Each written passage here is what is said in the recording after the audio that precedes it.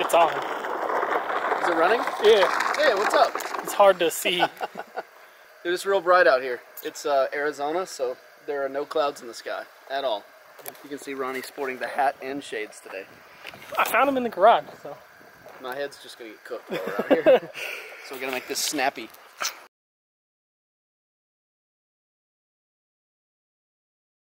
All right, so we're starting our simple turbo series, and this is just basically the setup for it. We're going to talk about what we're going to use on the truck. We're using my 1990 Hardbody. It's almost at 300,000 miles. Everything in the engine bay is factory. We did like an emissions delete, but I don't think we've added anything other than the intake, right? Yeah, I mean we lowered it, but that doesn't, like, nothing performance. Right. Okay. Let me open the engine bay. Show people what's up. Show them like the first thing that you need when you're gonna.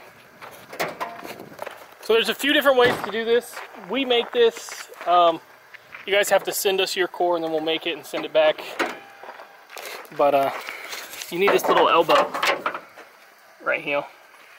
You take off your MAF housing, which is 4 screws here. There's 4 of them. Take your MAF out. Send us that, and then we'll weld this to it. And yeah, then you can run a cold air intake or a turbo or whatever else you want, right? Exactly. But what we're doing with this series is we are going to turbo this hardbody with the least amount of parts, what we consider necessary. I mean, obviously, you could throw a turbo on this thing and pipe it to the exhaust and the intake and just run it, you know? But you need oil lines. You need like a drain line and a feed line. You need exhaust to hook up to the turbo. You need, you know, some people like injectors. Some people want to go with an upgraded pump. Some people want an air-fuel ratio meter to, you know, monitor fuel. Some people want a boost gauge. Some people don't care. You know, whatever. But we're going to show you what we're going to use. We're going to try to use just the basics. Just the basics.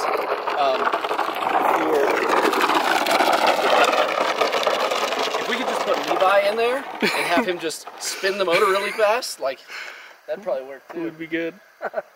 Anyways, we're going to show you just the bare bones of what you need and what we're going to use. We're going to start out using no fuel management. Levi. Hey, try to shoot a video, dog. I'm not a dog. Alright. You're our dog. What's up, dog? I'm not one. Are you not? No. Oh, okay. I can't the dump truck. Oh, okay. Alright, we'll be a little bit quieter, alright? Go drive it over by the shop. Alright, let's go see what we got over here. So, we're not using anything for fuel, we're not using anything for timing. Basically, just bolting a turbo on and putting in the necessary things to make sure everything's okay. Yeah. All we've heard is like internet chatter as far as what you need and what you don't need and what people have used and people's results. We're going to try to get dyno results with every step. Once we get the turbo setup put on, just basically, we're going to hit the street and drive it, see if we get any ping-ins, see if we get any overheating. We're just going to see what happens. We're going to run it on 5 pounds to start with, 5 to 7 pounds. I know we're probably, you know, running this basic of a setup. We're probably going to have a little bit of overboost here and there, especially using, like, you know, a manual boost controller like this. That's a 5-pound gate. It's perfect. Is it's it? 5. Yeah. Oh, okay, excellent. After we get dyno results on the 5 pounds, we are going to add an intercooler and probably get it dynoed again. See if we get any increase in horsepower with the intercooler. After that, we are going to add a Megasquirt, right? A plug-and-play Megasquirt. We'll see if we can tune it, tune ignition and fuel, and see if we can get more power and better fuel efficiency on the 5 pounds. And just the truck, like, running better in general. Yeah, like, see if we can just get it running better. Yeah. See, is there, like, to see, because what, the plug-and-play is what, $750? Yeah. And more than likely, it's worth it. But we want to see, is it worth $750? Because you could almost buy all this for $750. I mean, we had all this laying around just because we've you know, worked on cars, we've turboed cars. All these turbo parts are from like different cars that we've had in the past. So I mean, we kind of had most of this laying around. I think I had to buy the oil drain and the oil pan fitting for the turbo oil drain. You bought this, but I had one. I had to buy a feed line. I bought this manual boost controller because I know we're going to want to pump the boost up at some point. I don't know exactly where this simple turbo series is going to end. It's going to It might be a one video. Yeah, it might be one video. I mean, we might take it on the street and just destroy the motor completely. Who knows? But it's, you know, it's just data that we want to, you know, provide you guys. They were just kind of like the local losers Mythbusters right now. Trying to figure this out. Yeah, we're trying to dispel some of these internet rumors about what you can and can't do. So this is everything we're going to start with right here. We showed you the turbo elbow that's already on the truck. You need that. You need intercooler piping to go from that, either whether you're going to go straight to your turbo with it, or if you're going to go to an intercooler and then to a turbo. We're going to start out just going from the turbo, from the intake to the turbo. That's where we're starting. That's it. We ran my truck like that for a while, and people gave us a lot of crap, but it ran fine. Yeah, it ran fine. It made power. You know, you need a turbo manifold, which we have here. We have like the most basic like log manifold that you can buy. How much was this one? This is the Rev 9, right? Yeah, this is the Rev 9. I got it, I don't know, what, 4 years ago now for $100. It's solid. It's cast iron. Yeah. It's, you know, you can't go wrong with cast iron. The only thing that we noticed is it doesn't seem perfectly flat here. So you may take it to a machine shop and get it machined flat there, and then get the turbo flange machined flat as well. As thick as cast iron manifolds are, and their flanges, like you could probably have that thing machined over and over 100 times. Yeah, and it just, you know, if you needed to flatten it out, I don't know if cast iron warps or anything for any reason. Yeah, I don't know. If it heats up enough, if it gets red hot, you can warp it. Like you can hit it and warp it, but I don't know. But it was solid when you ran it. Yeah. I'm running a T25 Turbo. I'm running this little Garrett. I don't know the exact size of this. It has M27 AR48. I have no idea where it came from. Do you know? Nope. I think you had that for the Honda. I did have it for the Honda. I even forgot who I bought it from. But I had it for my CRV. I was going to boost my CRV, and then I just never got around to it. So I'm going to run this tiny turbo because I just want good response. It's an interesting turbo because most T25s have like this bolts on, and then this bolts on, and then like look at this. It makes me think maybe it was a factory turbo. Yeah, factory turbo for something. Somewhere. But it's in real good shape. Like very little shaft play. It moves nice and smooth. So we're gonna give it a run. We're gonna see what happens. To run that, we needed this flange right here. It goes from this T3 on the Rev 9 to the T25 on the turbo here. So we needed that. It was like 40 bucks on eBay or Amazon or something like that. I don't know. Yeah. They're cheap. Let's see. What else? The next thing would be like most important, oil lines. Yeah, oil lines. I had to buy this feed line, which I think is long enough. You think it's long enough? I don't know. You don't know? I don't know. Maybe not. Mine's pretty long. Is it? I mean, we can go measure it up next to mine. I had mine, so you can get them like really cheap like that, which is real nice. Like this thing's braided and everything. Yeah. And what was that? Probably 25 bucks. Yeah. And it came with all the fittings. It came with all the fittings, adapters, all kinds of stuff, flange and whatnot. Off eBay or Amazon or wherever. Yeah, something like that. Mine, I had made it at Napa, and mine, just the line was 30 bucks, and then I had to buy all this stuff separate. If mine isn't long enough, I'll probably end up going to Napa and ordering like a custom size one because it's hard to find like exactly what you need on like Amazon and eBay when you're shopping for these things because there's so many on there, you know, and they're like standard lengths. They're like 2 foot, 3 foot, 4 foot, you know, and if you need a 3 foot and you find a 4 foot, like, what are you gonna do with that extra foot? You know, it kind of like loops and kinks and stuff like that in your engine bay, and you don't want that. For the oil drain, I bought this little fitting here. I'm gonna open it up so you can see it better. But this, you basically just put a hole in your oil pan. This is like a no weld type fitting. So you put a hole in your oil pan and you basically stick that in there. It comes with a little gasket, a little O-ring. You stick this through your oil pan and then you put this on the other side. You put the O-ring on there and then you just tighten it up. And it's That's pretty nice. Yeah, it's a no weld fitting. It comes with 2 O-rings, 1 for each side. Welding's cool, but it's such like a unique skill. A lot of people can't do it. And so it's nice that companies make stuff like that. And then that you can like get this cheap intercooler piping and it comes with everything you need to. That way if you don't know a welder or you can't weld, you can still get the job If done. you know a welder will usually put a fitting on an oil pan for like 20 to 40 bucks, depending on how much time it takes them and how experienced they are. If they're really good, they'll do it real quick. And they probably won't charge you that much. But like, it's not like you're gonna go out and buy a welder for like just putting on your turbo. Yeah. Like we do dumb stuff like that. I got a very similar fitting to come out of the turbo. If you can see that. I just got push-on fittings because this isn't the complicated turbo series. This is the simple turbo series. So I'm trying to like boil it down to the bare bones of what if somebody that has never even really dealt with cars too much and just like bought a hard body, they're starting to tinker with stuff and they're like, oh, I want to turbo my truck. Like, they can totally do this. You know, they might have to ask somebody a couple questions here and there, but most of this stuff is just bolt on. Yeah, at least they could bolt it on. Yeah. Yeah, because, I don't know, like when we did my truck, I wasn't super, like, we both, like, weren't... Yeah, we weren't super knowledgeable. Yeah, we didn't know a whole lot. Beau had done it before. I had never turboed anything before. And honestly, you could do this in 2 days. Easy. Yeah. Like 2 days, not knowing what you're doing, you could do it in 2 days. We're lazy, so, you know, I mean, we definitely could knock it out in 2 days, especially with all the equipment we have here, but, you know, we'll probably get it done in, I don't know, 3-4 days. Yeah, it'll be a video or two. Yeah.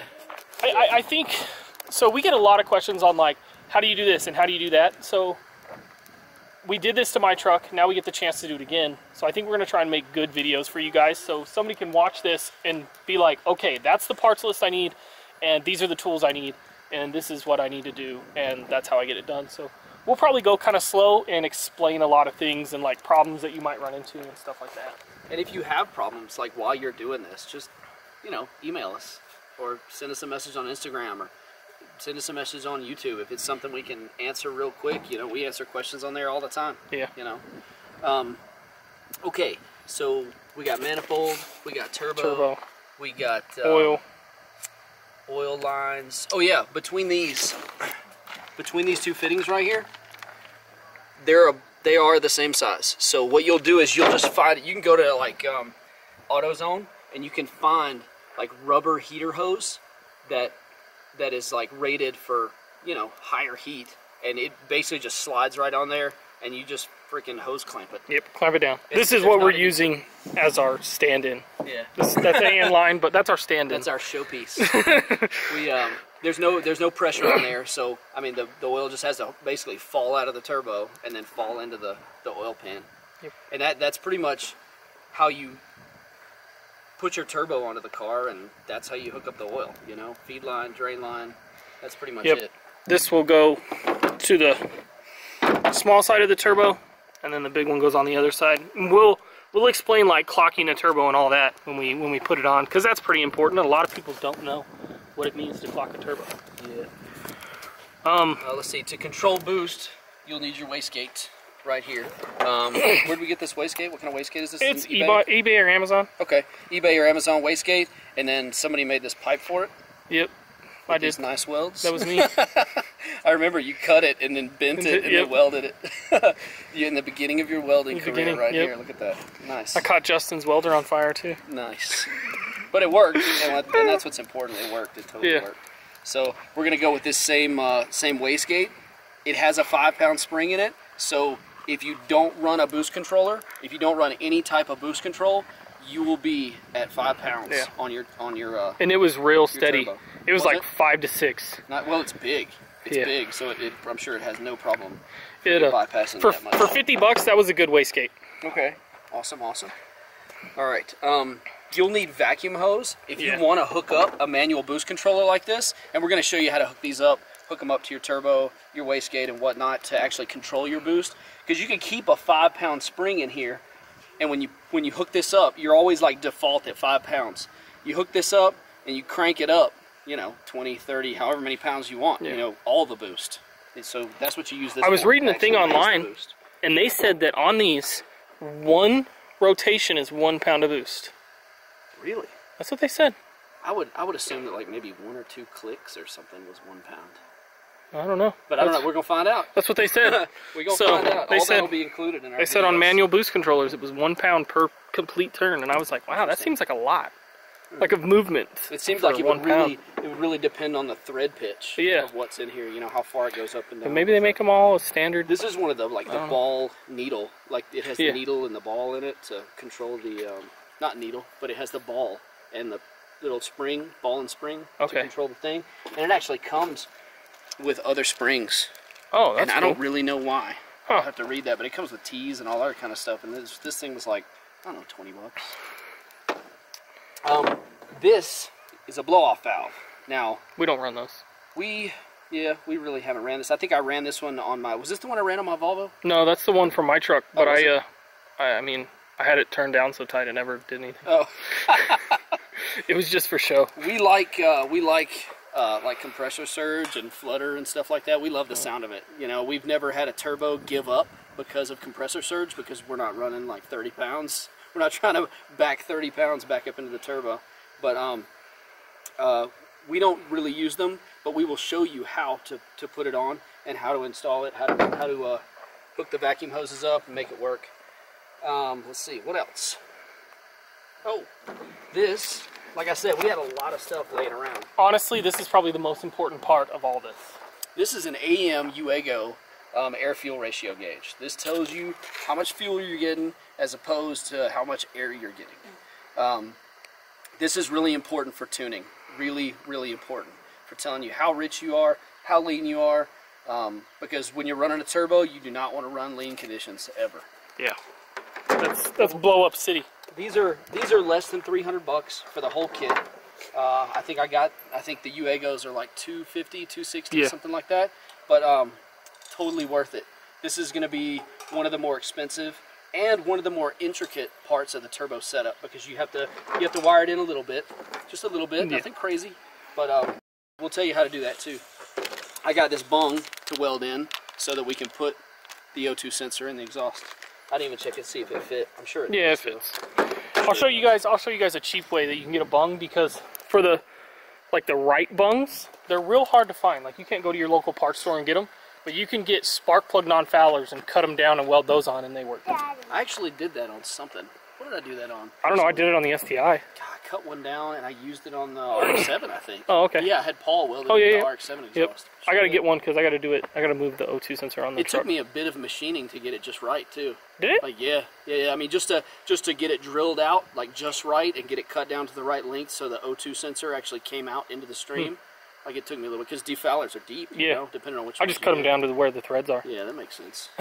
I'm just like, that makes way. Of course, I was at my house with my it's like you're using the Dremel.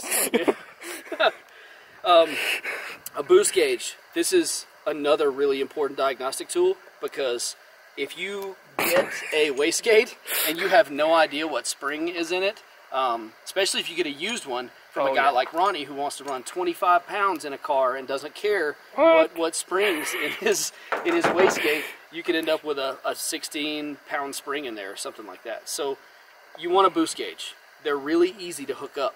Just this. That's it. This is like a little tiny vacuum line.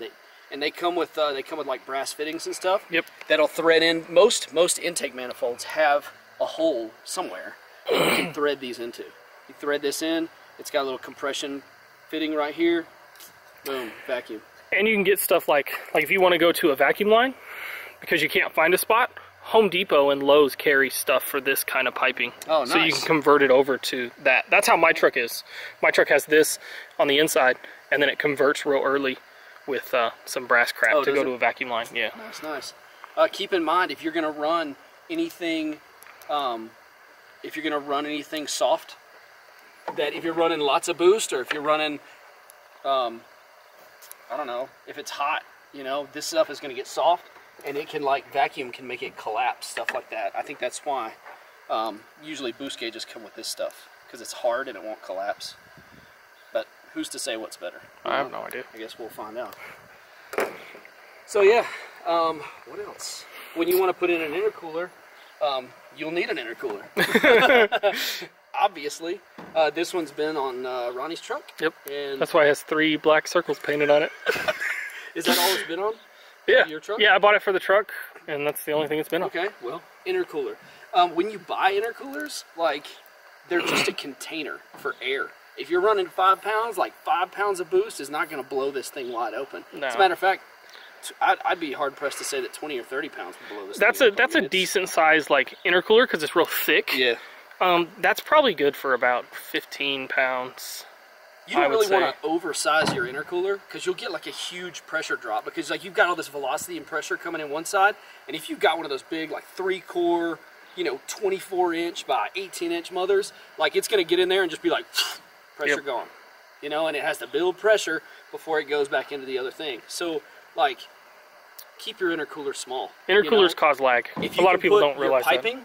You can put your piping in a stream of air. Like if you can run like long piping in the front of your truck and it can catch air, it will act as a tiny little intercooler. Aluminum is super like conductive, so it's a really good conductor of heat, electricity, all that. So it gets heat soak real fast and it gets rid of heat soak real fast. Needless to say, this obviously with all these vanes and whatnot works way better than that. But you know, keep it conservative. Okay, don't go buy the giant Spearco Mama Jamma that's $1,200 just because you think you need that. Because you don't. That intercooler is, I believe it's 12. The core, when you talk about an intercooler, you don't count tanks, but the core is 12 inches, 6 inches, 3 inches. And that fits perfectly in like a 95, 96, 97 front bumper. Nice, nice, nice. Couplers. Important. Get silicone and get reinforced. You can see the reinforcement in here, the cord reinforcement. You can see how the silicone is wrapped right there. Really important to have good couplers. I've seen videos on the internet where couplers get hot and they balloon under pressure. So if you're trying to run more than like 10 pounds, like you could easily balloon a coupler, especially bigger couplers like this that have like soft spots in the outside. It'll balloon in a heartbeat. You need clamps. It doesn't really matter what kind of clamps you go with. Like you might catch shit for using worm clamps, but like they clamp. They clamp. They totally clamp. My goodness. That being said, they're cheap. You can buy like 10 of these at AutoZone for $5. That being said, you can get like this. This is 2 kits mixed together just because we wanted to put them in one box, but you can get a kit for like $120 off eBay or Amazon that comes with clamps, couplers, and all the piping you'll need. Yeah, dude. So yeah, that's probably the cheapest way to get your piping done because it's so cheap. And like I said, this is our 3-inch kit, and it, you know, bunch of clamps, bunch of couplers. And I think our 3-inch kits are usually like $200, and they come with like a ton of clamps and couplers and a bunch of stuff that we don't even use. So yeah, you know, they're usually pretty good. I cut them up just to practice welding. I guess the last thing, what am I missing before I go to exhaust? We did that, we did that, we did that, did that, did that, did that, did that, did that, did that. I think that's it. Exhaust. Oh. Okay. Wait. You're gonna need some way to hook your exhaust up to your turbo. Some are V-band, some are 5-bolt, some are 4-bolt, some are 3-bolt, some are whatever they are. So you need that. Ronnie and I were just talking about how this is actually called a Marmon flange. Yeah. And there's like a half Marmon, and there's a full Marmon. And this is a full Marmon flange. Yeah, from what I understood. And then a half Marmon is what normal people, other people call V-band, like a normal V-band that's kind of flat with a little stepped edge in it, so they kind of fit together. My Borg Warner came with a full Marmon like this right here, and you have to get a special Marmon V-band to go on it to receive it. It's shaped a certain way to receive that. So just be, notice that, figure that out. When you're doing your exhaust, you're probably going to want to put a V-band somewhere in there and maybe a flex joint. V-bands are so nice. And if you're having your exhaust made anyway, if you're having it made or making it yourself, put V-bands in there so you can easily take it apart and like just drop it off your truck if you need to. I mean, if you had a V-band here and a V-band here, you can take out this whole center section if you need to like change out your transmission or do a clutch job or something like that. Super simple. V-bands are easy and they're super reliable. 2 bolts, you gotta have a gasket and this and that. V-bands, it's just a clamp. Like it's raw aluminum or stainless steel or whatever kind of V-band you get to itself. And that's it. They don't leak, they're reliable. Most turbo systems, for like running 5 pounds, like 3-inch is kind of overkill. Yeah. But you know what? We plan on pushing this thing until it explodes. Like, literally until it explodes. Like, we are going to kill this motor so we can build something else to put in. So I'm going to run this 3-inch. I got this kit off of Amazon, and it was like $200. Yeah. And it was, man, it was like it was 4 of these 90s. It was 2 180s. It was 4 of these 4-foot straights. It was a lot. And this is good pipe. It's decent pipe. It's got a little surface rust on it where it's been sitting out here over at the shop. You know, that's what I'm using. So that's what it is. We used it on the RX-7, and there's still plenty left over to make at least one or two. We built an exhaust for the RX-7, and there's at least two exhausts left. 5 if you want to do a side exit. Or a hood exit. Yeah, right. Shoot, 20 if you want to do a hood exit. I think that's it. I think that's it. I think that's it. We think that's it. I guess the only other thing, like, and it's not something you need, but it's something you need to plan for, is where to put your gauges. Yeah. There's a gauge pod or yeah.